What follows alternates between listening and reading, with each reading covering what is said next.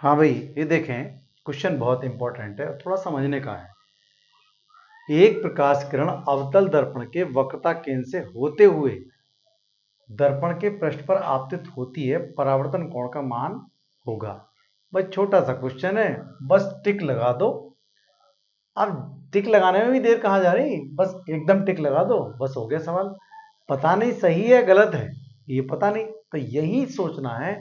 अगर हमें पता होगा तो हम सही टिक लगाएंगे भाई। तो सही जानने के लिए मैं चित्र का निर्माण कर रहा हूं और बता रहा हूं कि प्रकाश किरण कैसे कैसे जाती है। वक्रता केंद्र से होते हुए दर्पण के पृष्ठ पर आपतित होती है, परावर्तन कोण का मान क्या होगा। हम जानते हैं कि परावर्तन कोण में परावर्तन का जो नियम होता है, प्रकाश का परावर्तन का जो नियम, कि आपतन कोण और परावर्तन कोण दोनों ही बराबर होते हैं। ये बात आप जानते हैं पहले से।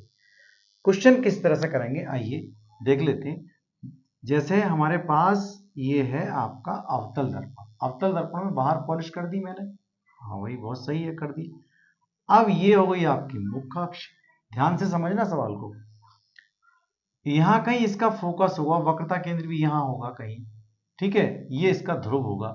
अब प्रकाश किरण इस तरह से आती है, कहां, मुख्य अक्ष के समांतर आती है। एक बात समझ लेना अच्छे से, मुख्य अक्ष के समांतर आई प्रकाश किरण, तो अब परावर्तन तो जरूर होगा इसका। जब परावर्तन होगा तो यहां कहीं अविलंब भी होगा। ये बात हमने पहले भी आपको बताई थी, ये अविलंब होगा। तो ये वाला बनाती हुई जितना कोण ये है उतना ही कोण बनाती हुई परावर्तन इस तरह से इसका हो गया। तो जितना कोण ये है उतना कोण ये, लेकिन यहां जिस बिंदु पर ये काटा है वो तो इसका है फोकस, तो ये वाली कंडीशन इसमें पूछी नहीं गई। यहां कौन सी कंडीशन पूछी कि ये है आपका, मैं दोबारा से बना देता हूं, ये आपका अवतल दर्पण और ये आपका मुख्य अक्ष। अब की बार प्रकाश की किरण यहां से गई है, फोकस नहीं गई ना, इसके समांतर गई, बल्कि वक्रता केंद्र से होती हुई जा रही है ये, और आपतित हो गई किस, वक्रता केंद्र रहा ये आपका, इस दर्पण का वक्रता केंद्र। तो जब भी वक्रता केंद्र प्रकाश किरण आती है तो उसी दिशा में वापस हो जाती है। तो आई, तो यहां पर ही तो है इसका क्या, यही अविलंब है, तो अविलंब पर ही आती है ये। तो जितने अंश का जीरो अंश का कोण बनाया तो जीरो अंश पर ही वापस हो जाएगी। याद रखें, जब भी प्रकाश किरण वक्रता केंद्र पर आपतित होती है या आपतित होती हुई लगती है हमें, चाहे वो दर्पण उत्तल हो चाहे वो हो अवतल, वक्रता केंद्र पर प्रकाश की किरण जाएगी तो वो उसी दिशा में वापस हो जाती है। इसलिए जो कोण बनता है वो कौन सा, जीरो अंश का कोण बनेगा। परावर्तन कोण, आपतन कोण का मान कितना होगा, तब भी जीरो, और परावर्तन कोण का मान कितना होगा, जीरो, क्योंकि यहां पर तो कुछ दिखाई दे भी रहा है तो बन गया।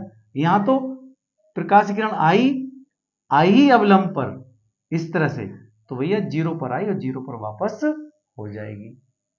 देखो ऐसा होता है ना, होता है अवलंब ऐसे करके, किसी का भी अवलंब होता है, कहीं होता है, जैसे ये कोई अवलंब है यहाँ पर, तो जब प्रकाश किरण आएगी ऐसी ही तो जीरो पर आई और जीरो पर वापस हो जाएगी। कहीं देख लो आप, अब ये प्रकाश किरण अविलंब ये है इसका, तो अविलंब इधर से आती है तो फिर वापस ऐसी देखो यहाँ, तो इसका अविलंब ये है, मान लो यहां से डाल दे, इधर से डाल दे प्रकाश किरण, तब भी तो हमारी प्रकाश किरण ऐसे ही वापस हो जाएगी।